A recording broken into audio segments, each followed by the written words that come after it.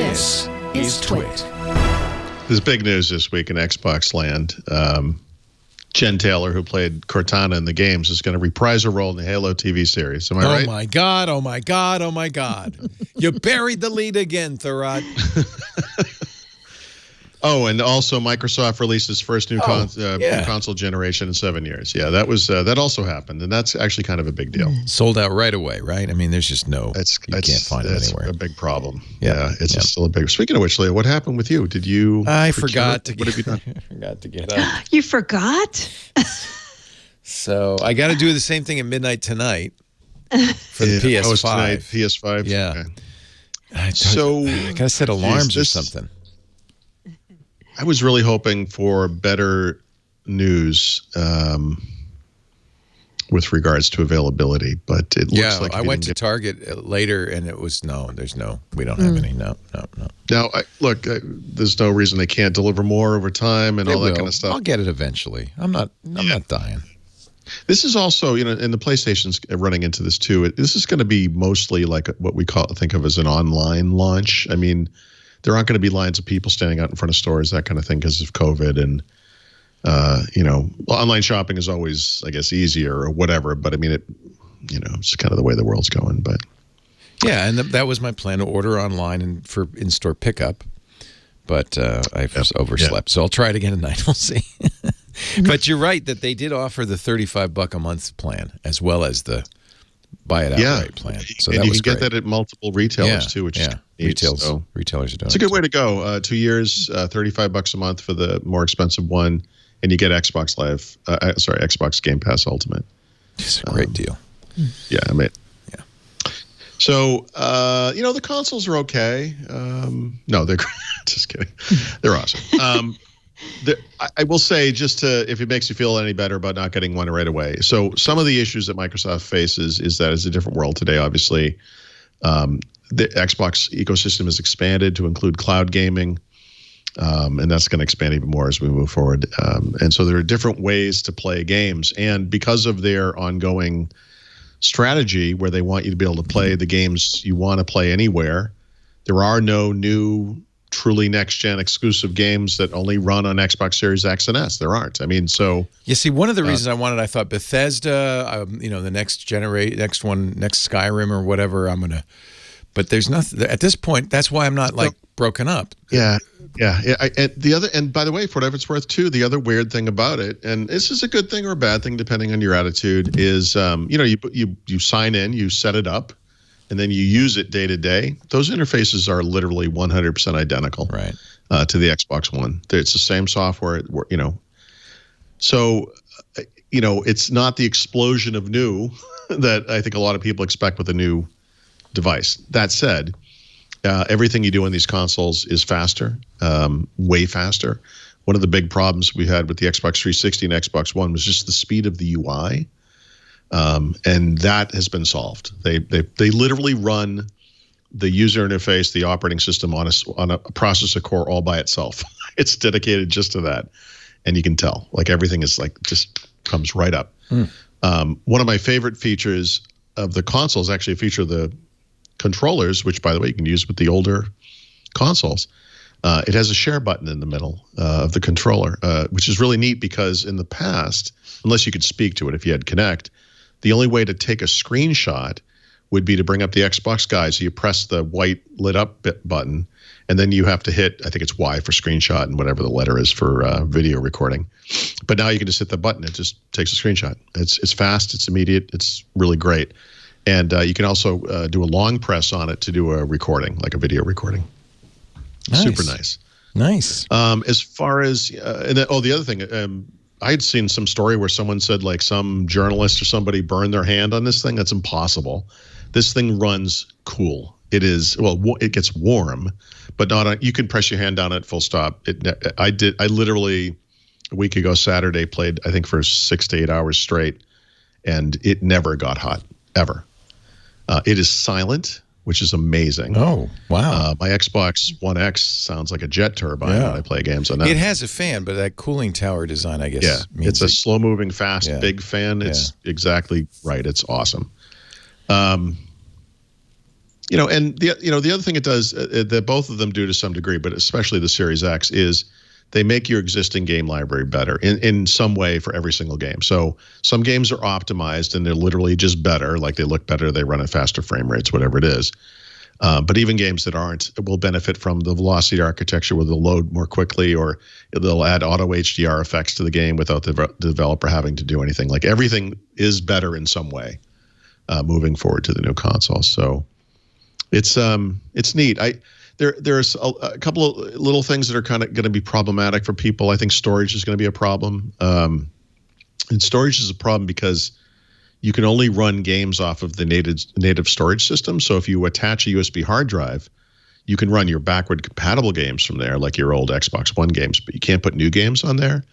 And new games are really big, because obviously they're 4K. So I ran out of I have 6 games on the Xbox One X. I'm out of space. I have 3 games on the Xbox One S, and I have, I think, 70 gigabytes left out of 364. So depending on the games you play, I play big games like Call of Duty. Those are big games. You could run out of space. So that's going to be an issue. And then you're going to have to manage that storage. You could get they have an expansion card, which works natively. That's great, but it's $220. I mean, so it's like, it's kind of a tough thing day one to run out of storage that quickly. That might be a problem ongoing. I saw, by the way, that Activision, I should have had this in the notes. So Call of Duty Black Ops Cold War is launching tomorrow morning. They actually did some optimization where they were able to chip off 25 gigs of storage to make that game smaller. This is going to be a big thing for this gen. Like, these games are humongous. Yeah. So that's going to be an issue. And I think that's most of it. It's, they're awesome. I mean, it's just, so some questions from the chat room.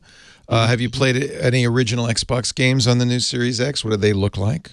OG Xbox? No, I haven't. I haven't played any 360 or OG Xbox. I should probably look into that. I mean, at this point, I don't really. I mean, I know I'm familiar with some of the. Admit it, you just don't care. Like it. Yeah. Well, I care about the next gen stuff. So Ori is one game actually that's in the notes. That game has been optimized, and that actually runs at 4K 60 frames a second on the S, which is amazing. 120 frames per second on the X. Gorgeous game. I've also been playing Call of Duty of Assassins. No, Assassin's Creed Valhalla is a game it's a brand new game, so it looks best on the X. It looks pretty good on the S. S and Xbox One X are probably about the same. And did any smoke come out of your Xbox Series X at all? No. You saw that stupid video. God, YouTubers are annoying. Yeah. I saw, by the way, there was one guy who I guess had been vlogging, making videos about the Xbox Series X. And then one day his console stopped working, and he put up a huge video where he complained about it, and this thing's quality control is terrible, and blah, blah. And it turns out he had violated his NDA, so Microsoft turned it off. Oh, good. That was what, there you go. Nice. It's not working, man. It's not working. No, it's working fine. It's you. Told you not to post those. So that was kind of interesting. That's great. That's just desserts. That's awesome. I had a problem. So last weekend, I don't know if it was Friday night or Saturday morning, I wrote an article about the screenshot thing, and the console stopped responding, and I wanted to just play, So I was like, well, I'll switch over to the Series S, and I kind of played on that for a while. It was fine, and then I kept going back. I'm like, why? What? The controller doesn't respond. Like, you could move the cursor around, like selection, but when you selected it, nothing would happen. I'm like, man, this is really bad.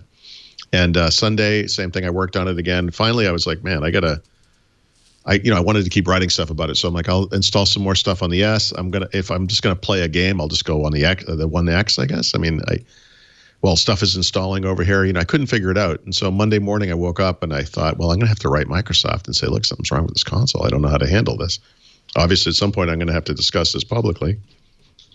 And I wrote the email, and I was just about to send it, and I was like, wait a minute, I should probably tell them what I was doing at the time. So I was like, when did this happen? And I was like, oh yeah, I was customizing the controller. I wonder if I did it. So I connected another controller to it, and it worked fine. The thing, I inadvertently switched the A button does, so it wasn't selecting stuff because I turned it off. Like it was me. Oh. So there's nothing wrong with the console. No. This is something wrong. With me. Stupid. So yeah. Anyway, they're great. I mean, there's a problem here where the X is $500 and they're hard to find. Obviously, right now, that's going to be a problem. There isn't anything that you can only run on this one console, right? So if you can't get one, the good news is you could buy brand new games like the next Call of Duty, the Assassin's Creed game, Dirt 5, or whatever it is. And those games will play and work and they'll be great on whatever console you have today. So if February comes or next June or whatever it is, maybe there's a sale, and you upgrade, those games will be better. So whenever you upgrade, there's no doubt about it, like new games, old games, whatever, in some way, they will be better on the new console. But it's a lot of money to spend to not have a truly unique experience. I think that's the one downside to this. The Xbox Series S, by comparison, is actually very interesting because it's so inexpensive. It's small. I mean, it's tiny. The thing's like this big. It will fit nicely in like a stereo cabinet. You could put it anywhere and no one would care. And I guess you could use it. It doesn't consume a lot of power compared to the X. It's you could run media apps on it and do Netflix and stuff like that. But here's the problem. So Xbox Series X and S have a feature called Quick Resume, which is awesome. And what that means is, it's part of the reason why storage space is so bad, by the way. You're running Call of Duty Black Ops 4 or whatever. You're playing a game. You're like, this is great. And you're like, well, I want to play something else. And so you Xbox Guide, choose the other game, you go into Call of Duty Modern Warfare, whatever. Playing Modern Warfare. And then you're like, I want to go back to Black Ops 4. If you're on an Xbox One, that game has to basically boot up from a fresh start, right? Because you were playing one game and now you're playing another game. But because of Quick Resume, it's basically, we'll just call it caching. It caches part of the game on the disk. And it just comes right up. It says Quick Resume in the corner and the game just comes up. And like if you were playing a single player game, you will be wherever you were in the game. It doesn't even go to like a menu screen. You just keep playing. That stuff is awesome. The problem is it doesn't work for apps. So if you're I just described two games that take up like 150 gigabytes of space each on a hard drive or on the storage. You run Netflix, which is like a tiny app, and you're watching some movie or TV show, whatever it is. And then you're like, well, I want to watch Hulu now. So you switch to Hulu. Hulu boots up. You sign into your account, whatever it is. You watch a show. You're like, I want to go back to Netflix. Netflix has to start from scratch every time you run it. So does Hulu. So does every other app. So if you were in the middle of a show, Netflix you don't go back to that. Netflix boots up from scratch. You see the logo. It makes the sound. If you have users, you choose the user. You got to go through the menu, find the thing you were watching. It's like they need to add Quick Resume to apps. And then this thing becomes an interesting solution for the living room. But as of today, because it doesn't do Quick Resume, it's like it's just, I don't know. It's not great, unfortunately. So that's most of that, I guess. Nothing else, huh?